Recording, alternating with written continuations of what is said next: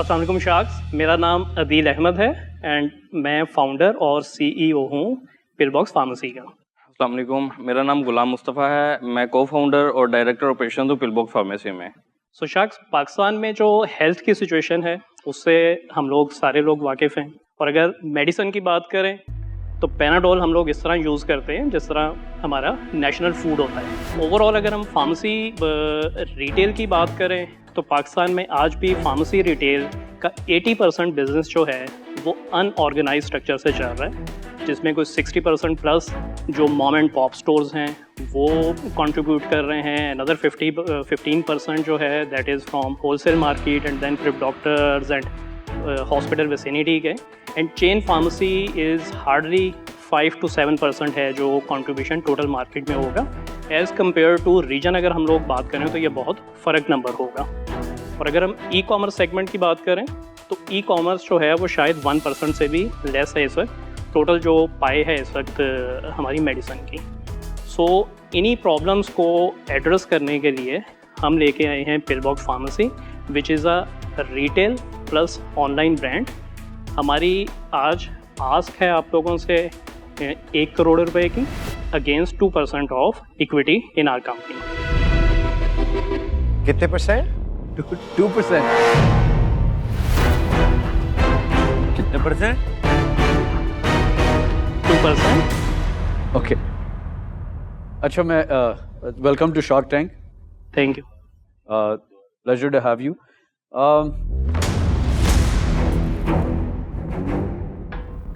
आप गुम हो गए ना सब। आप मुझे मैं I'll just get straight to the point. This is too ridiculous. Top line मुझे बता दें इस वक्त क्या है, जो 4 स्टोर्स हैं और ई कॉमर्स है ही नहीं आपका अभी तक।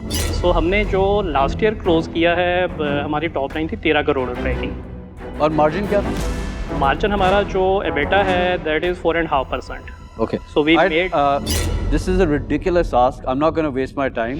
I've invested in a lot of companies. I haven't seen such a stupid ask. I'm sorry. I'm out. अगर हम इसी ट्रेजेक्ट्री के ऊपर तो ऑपरेट 2027 में आप कहाँ पहुँचेंगे? जी, सो 3 साल बाद की अगर हम लोग बात करें तो वी वुड बी अराउंड कोई 600 मिलियन का हमारा जो है वो टॉप लाइन होगी। और उसकी और EBITDA कितना होगा उस लेवल पे? EBITDA का मतलब earnings before interest, tax, depreciation और एमोर्टाइजेशन होता है। ये एक मालियाती मेट्रिक है जो एक कंपनी की बुनियादी ऑपरेटिंग इनकम को कैलकुलेट करने में इस्तेमाल होता है, और अमूमन एक कंपनी की वैल्यूएशन भी as a multiple of EBITDA बताई जाती है। मिसाल के तौर पे अगर एक कंपनी की वैल्यूएशन 1 करोड़ है और उसका 1 साल का EBITDA 10 लाख है तो उसका EBITDA मल्टीपल 10 गुना यानी 10x बताया जाएगा।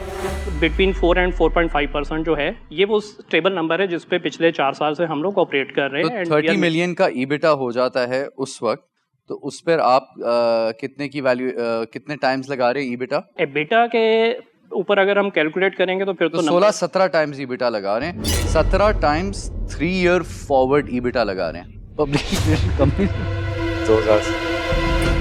मैं अब आपको बताता हूँ, एक कहावत है, जुबान कहती है कि तुम मुझे मुंह से निकालो तो मैं तुम्हें शहर से निकलवाती हूँ। ये थोड़ी सा आपका मिसस्टेप हो गया, मेरी ऑनेस्ट आपको फीडबैक है।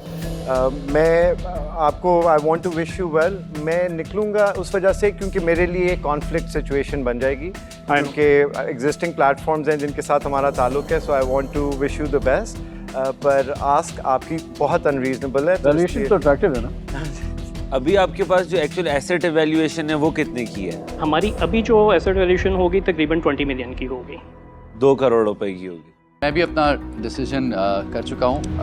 देखिए, हम शार्क टैंक पे आए इसीलिए कि पाकिस्तान में अब ये डेवलप होनी है चीज़ें, ये चेन्स बनेंगी, फूड की चेन्स बनेंगी, इकोनॉमी फॉर्मलाइजेशन की तरफ जा रही है। लेकिन मुझे लग रहा है कि शायद आप सिर्फ अपने ब्रांड की मार्केटिंग के लिए आए हैं और आप चाहते नहीं हैं कि शार्क आए। तो इंटरेस्टिंग स्पेस है, सबको स्पेस पसंद है। राबिल ने भी स्पेस मान रहे मान रहे ना बात, आप अपनी प्रोजेक्शन के लिए आए ना आज। It's okay. आपका इसमें ग्रामी दोबारा? अदील अहमद। अदील साहब, आप इस धंधे के मंजे हुए खिलाड़ी लग रहे हैं। इतने साल आपने दवागो सर्वेड में लगाए हैं, आपने घाट घाट का पानी पिया है, हर चीज़ आपको पता होगी कि कितने स्क्वायर फुट की दुकान होनी चाहिए क्या। तो लेकिन आस्क आपने जो रखी है वो आपको पता था, आज आपको नहीं मिलेगी। तो आपको लेकिन जो प्रोजेक्शन चाहिए थी वो मिल गई, एंड आई थिंक आप अच्छा बिजनेस बनाएंगे। I was expecting. And I wish you all the best. I am out, thank you. मुझे ऐसा लग रहा है कि आप लोगों ने हम 5 लोगों का और अपना टाइम ज़ाया कर दिया है। आप लोग का तो खैर नहीं हुआ, आप ये आएगी नेशनल टीवी पे तो आप लोग की तो अच्छा मार्केटिंग हो गई थोड़ी सी, बट आई थिंक इसके अलावा आप लोगों का आज कोई और प्लान नहीं था। नहीं, we definitely. No I don't think so bro, I don't think so. I am out and I think आप लोगों ने आज जो है वो हमारा बहुत टाइम वेस्ट करा है, तो प्लीज़। ज़्यादा ये वैल्यूएशन की वजह से मैं भी आउट हूँ, but I wish you all the best इंशाल्लाह। Thank you for coming. Thank you.